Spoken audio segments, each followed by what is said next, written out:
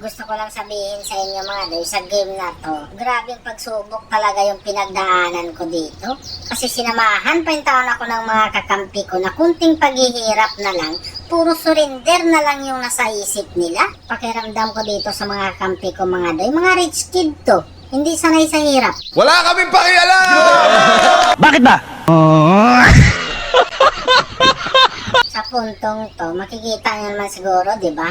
Dalawa na lang yung taon kami ni Franco natira dito mga doy. At dahil dalawa na lang kami natira ni Franco dito mga doy, ayan na, simula na yung taon silang nag-surrender dito sa pagkakataon na to.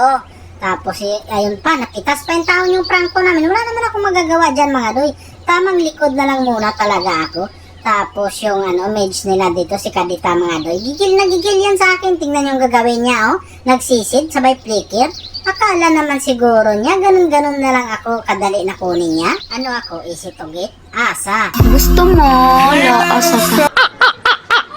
Kita niyo naman yung mga kampi ko kung anong mga score niyan mga doy. Lalo na yung core namin na si Bibi Alucard. Sus, Mariusip talaga. Sinamahan pa ng XP lane namin kahit baog na, palag pa rin ang palag kasi ang sabi niya, bayani nga daw siya. Naglaro lang siguro tong mga to para may mainis lang talaga. Yun ang pakiramdam ko mga doy. Kaya pag nandito ka sa solo mga doy, ihandaan mo na talaga yung sarili mo.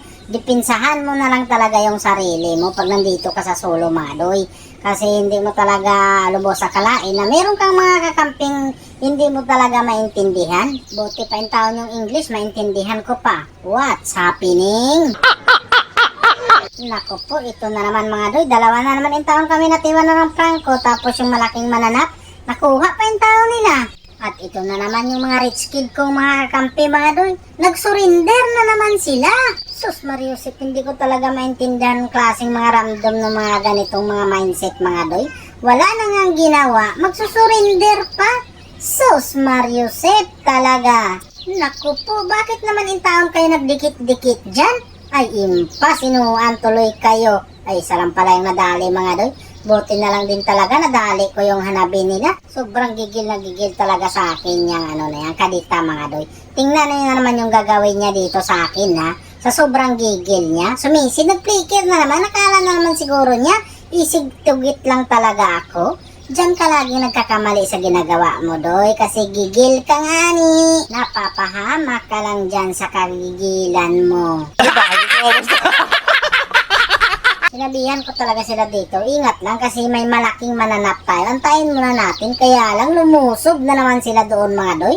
Kaya ang ginawa ko, tinulungan ko na lang din yung taon talaga. Buti na lang talaga sa puntong yon mga doy. Nagwagi kami sa clash na yon. Pakiramdam ko, tuwang-tuwa yung Yusong dito tsaka yung Alucard mga doy. Kasi nakasurvive yung taon sila sa game na to. Nakasurvive yung taon yung dalawang rich kid.